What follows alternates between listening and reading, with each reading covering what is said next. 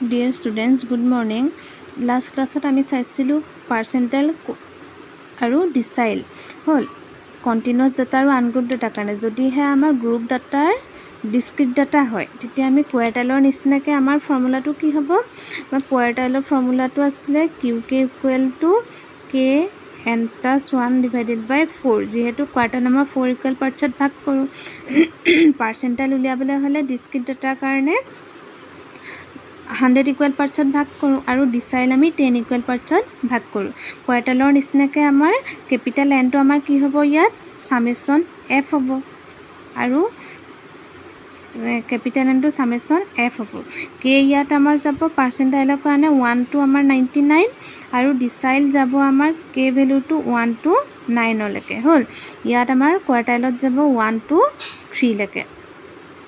এতিয়া আমাৰ ৱেট দিয়া আছে আৰু নাম্বাৰ অফ পাৰ্চন এইখিনি হ'ব আমাৰ ফ্ৰিকুৱেঞ্চি। তাৰ পৰা আমি কিউমুলেটিভ ফ্ৰিকুৱেঞ্চি উলিয়াম। কিউমুলেটিভ ফ্ৰিকুৱেঞ্চি আমাৰ পাৰ্চেণ্টাইল আমাৰ ডিস্ক্ৰিট ডাটাৰ কাৰণে যোন নম্বৰ পজিশ্যনটো বিচাৰে 1 পৰা 99 ভিতৰত আমাৰ যে নম্বৰ পজিশ্যন বিচাৰে তেনেকৈ আমি কে ভেলুটো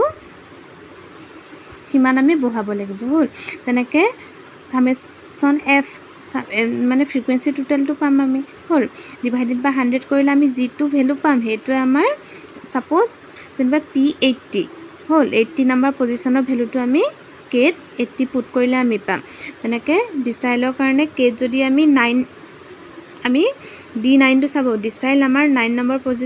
পজিশ্যনটো আমি চাব খোজোঁ, তেতিয়া আমাৰ 9 নম্বৰ পজিশ্যন চাবলৈ হ'লে কে ভেলুটো আমাৰ কি হ'ব? 9 হ'ব লাগিব হ'ল। তেনেকৈ একে কোৱাৰ্টাইলৰ নিচিনাকৈ মই এক্সাম্পলৰ সহায়ত আকৌ এক্সপ্লেইন নকৰোঁ, তোমালোকে নিজে কৰিব পাৰিবা এইটো কোৱাৰ্টাইলৰ নিচিনাকৈ। এতিয়া আমি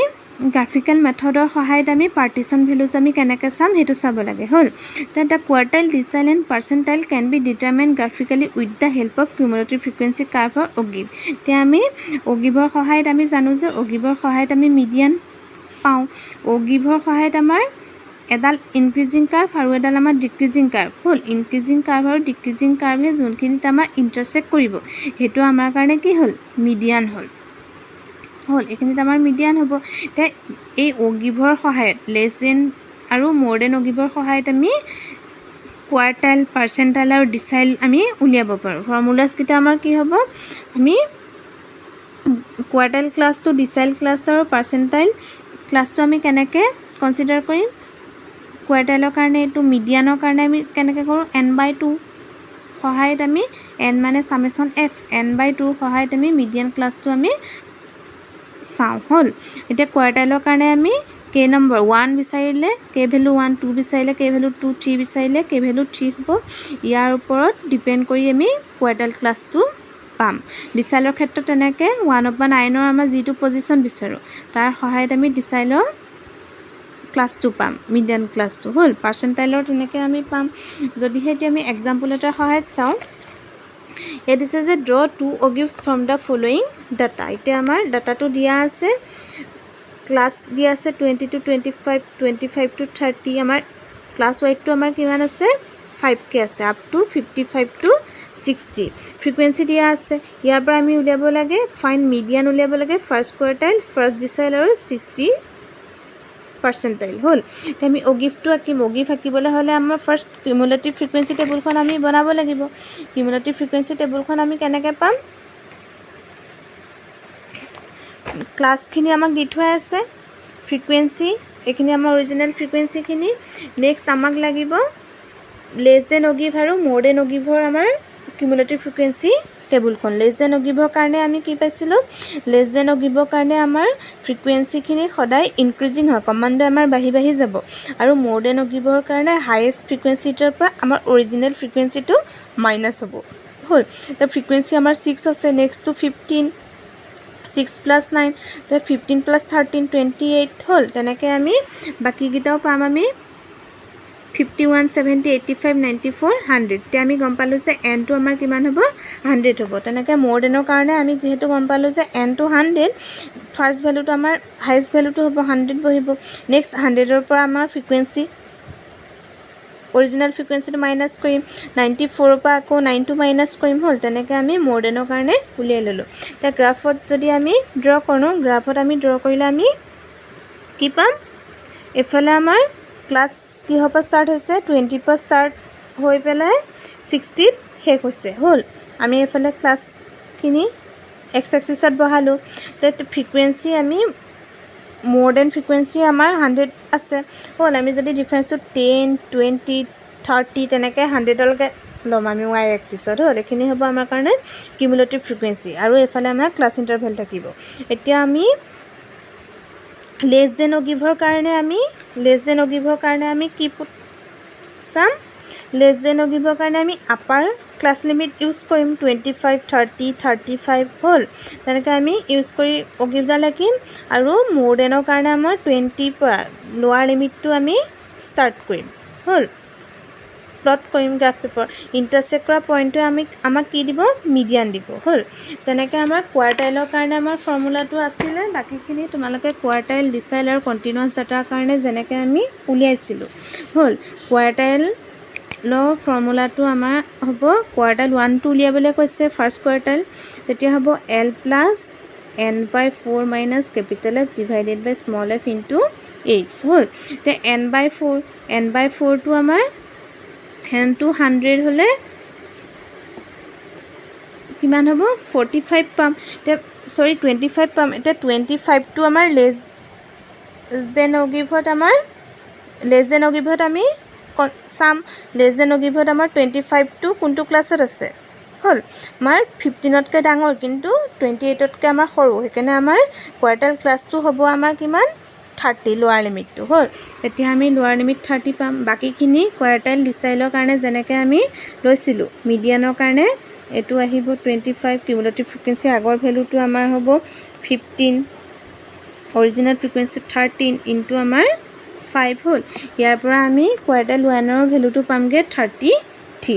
হ'ল ইয়াত আমি দেখিছোঁ যে কোৱাৰ্টাইল 1ৰ ভেলুটো আমাৰ এইখিনিত কিমান আছে 33 পাম 33 লেছ দেন অ' গিভত যদি আমি ড্ৰ কৰিলে আমি কি পাম n/4 মানে 25টোত আমাৰ কি বহিব 25টোত যদি আমি ডাইৰেক্ট এইফালে লেছ দেন অ' গিভডালত যদি আমি পাৰপেণ্ডিকুলাৰ কৰি দিওঁ তেতিয়া আমি এইফালে এক্স এক্সিছত যদি পাৰপেণ্ডিকুলাৰ দি দিওঁ তেতিয়া আমি কি পাম 33.8 হ'ব হ'ল তেনেকৈ মিডিয়ানৰ কাৰণে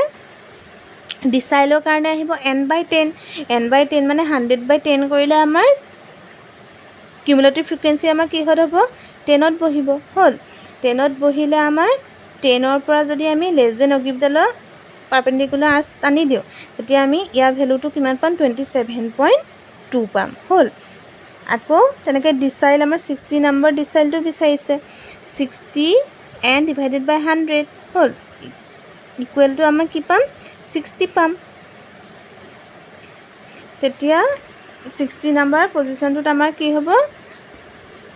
এডাল লেছ দেন অ' গিভডালত আমাৰ কি হ'ব 42.5 পাম হ'ল এনেকৈ তোমালোকে এইকেইটা ফৰ্মুলাৰ সহায়ত আমি লেছ দেন অ' গিভডালত ড্ৰ কৰিলে আমি কি পাম কোৱাৰ্টাইল ডিচাইল আৰু পাৰ্চেণ্টাইল পাম হ'ল এইকেইটা তোমালোকে নিজে ডিচাইলৰ কাৰণে তেনেকৈ নিজে উলিয়াই ল'বা ডিচাইল আমাৰ ফাৰ্ষ্ট ডিচাইল বিচাৰিছে L plus n/10 minus capital F divided by small f into h হ'ল বাকী ফৰ্মুলাখিনি কণ্টিনিউৱাছ ডাটাৰ কাৰণে আমাৰ যিকেইটা ফৰ্মুলা আছিলে কোৱাৰ্টাইল ডিচাইল আৰু পাৰ্চেণ্টাইল হ'ল ফাৰ্ষ্ট আমি অ' গিভডাল আঁকিব লাগিব অ' গিভডাল আঁকিবলৈ হ'লে আমি লেছ দেন অ' গিভ আৰু মোৰ দেন অ' গিভ হ'ল দুইটা ইণ্টাৰচেক্ট কৰা পইণ্টটো হ'ব মিডিয়ান তাৰ বাকীখিনি আমি কোৱাৰ্টাইল ডিচাইল আৰু পাৰ্চেণ্টাইল উলিয়াই ল'ব পাৰিম আমি যদি মোডটো চাওঁ মোড কি কৈছে mode is the value of the variable which occurs most frequently or repeat itself the maximum number of time এটা ছিৰিজত যদি এটা নাম্বাৰ ছাপ'জ 2 নাম্বাৰছটো যদি আমাৰ কেইবাবাৰো ৰিপিট হৈছে 10টা নাম্বাৰ আছে 10টা অবজাৰভেশ্যন আছে এটা ছিৰিজটোত 10টা অবজাৰভেশ্যন থকা ছিৰিজটো যদি 5 টাইমছ অকাৰ হয় ৰিপিট হয় তেতিয়া আমি সেই ছিৰিজটো আমাৰ মোড আমি কিমান ক'ম 2 হ'ব হ'ল এতিয়া আমি মিন মিডিয়ান আৰু সেইখিনি আমি এভাৰেজ পালোঁ মোড হাৰমনিক মিন জ্যামিত্ৰিক মিন হ'ল এৰিথমেটিক মিন এইকেইটা হ'ল টেণ্ডেঞ্চিৰ এভাৰেজ ভাগ হ'ল আৰু এতিয়া আমাৰ মোডটো গম পালোঁ যে mod is the value of the variable which occurs most frequently or repeat কি হ'ব repeat হ'ব itself the maximum number of times the unimodal আমি কেতিয়া কম যেতিয়া আমাৰ সিৰিজটোত অবজাৰভেশনটো আমাৰ এটা অবজাৰভেশনে আমাৰ ৰিপিট হৈছে তেতিয়া আমি তাক কম ইউনিমডেল হ'ল ইউনিমডেল হ'ব সিৰিজটোত যদিহে আমাৰ 2 টাইমছটো যদি আমাৰ হাইয়েষ্ট টাইম অকাৰ হৈছে 2 অবজাৰভেশনটো হ'ল তেতিয়া আমি তাক কম ইউনিমডেল আৰু যদিহে আমাৰ ইফ देयर आर 2 মোডস যদিহে আমাৰ মোডস দুটা থাকে হ'ল তেতিয়া আমি তাক কম বায়োমডেল আৰু যদিহে আমাৰ তিনটা মোডস থাকে তেতিয়া আমি তাক কম ট্ৰাইমডেল তা আনগ্ৰুপ ডাটাৰ কাৰণে আমাৰ কি কৈছে in case of simple series the value which is repeated maximum number of times is the mode of the series ungroup ডাটাত আমাৰ এটা সিৰিজত থাকিব হেতুৱে সিৰিজটোত সিম্পল সিৰিজটোত যদিহে আমাৰ যোনটো আমাৰ নাম্বাৰ ম্যাক্সিমাম ৰিপিট হ'ব হেতুৱে হ'ব আমাৰ মোড তাই ফ্ৰিকুৱেন্সি ডিস্ট্ৰিবিউচনৰ কাৰণে আমাৰ কি পাম the mode is the value of the variable corresponding to the maximum frequency The question to jodi find the model size from the given sizes of an item amar model size to liabole dise size amar di ase 7 5 6 7 8 7 4 7 6 5 hol eti amar size to amar hortu atatke ki 4 next 5 6 7 8 amar size amar 5 ta dia ase 4 5 6 7 8 eti amar 7 to amar kiman times repeat hoise 7 to amar sorry to 4 asile 4 to amar kiman times repeat hoise 1 time repeat hoise tonke 5 to amar 1 2 times repeat hoise 6 to 1 2 times repeat hoise 7 to 4 times 1 2 3 4 aru 8 to 1 times repeat hoise etia amar size ase 4 5 6 7 8 ete 7 size 7 to amar kiman times repeat hoise 4 times repeat hoise ekene amar yar amar ki hobo mod amar ki hobo 7 ete mane 7 size to amar ki hoise besi repeat hoise tanake mod for continuous frequency distribution or karone mod to ami formula to L plus f1 minus f0 divided by 2f1 minus f0 minus f2 into h L to hobo lower limit of the model class f1 hobo frequency of the model class f0 hobo frequency of the model class preceding mane agor value to aru succeeding hobo f2 to model class to pisor value to hol h to wide of the model class তোমালোকৰ বুকছত থকা example 74 to যদি চাও তাত আমাৰ marks আৰু number of student দিয়া আছে হল marks খিনি less than 5 মানে কি 0 to ইহতৰ class wide to আমাৰ কিমান আছে 5 কে আছে 0 to 5 5 to 10 10 to 15 15 to 20 আৰু 20 to above মানে কি class wide আমাৰ 25 লৈকে যাব হল তে আমাৰ frequency দিয়া আছে 4 15 8 5 2 তে আমাৰ group data এটো continuous data আছে continuous data amar group data thakile ami te highest amar number of frequency highest amar kuntu class ot ase amar class second to 5 to 10 a class to frequency amar kiman ase 15 ase a to amar karone ki hobo highest juntu amar repeat hobo hetu hobo amar model class a to hobo amar model class hole te l to amar ki hobo l to amar 5 ahibo তাৰপিছত f1 to আহিব f1 to কি কৈছে frequency of the model class frequency আমাৰ কিমান আছে 15 আছে হল f0 to আহিব frequency of the class preceding the model class to আগৰ to কিমান হ'ব 4 হ'ব f1 to আহিব f1 to f2 to হ'ব model class to পিছৰ to succeeding কিমান হ'ব 8 হ'ব আৰু h2 আহিব 5 হল এটো যদি আমি ফৰ্মুলাটোত পুট কৰি দিও l equal to এটো ফৰ্মুলাত যদি আমি পুট কৰি দিও f1 f0 divided by 2f1 f0 f2 into h ইয়া যদি পুট কৰি দিও আমি ভ্যালুটো পামগে 8.06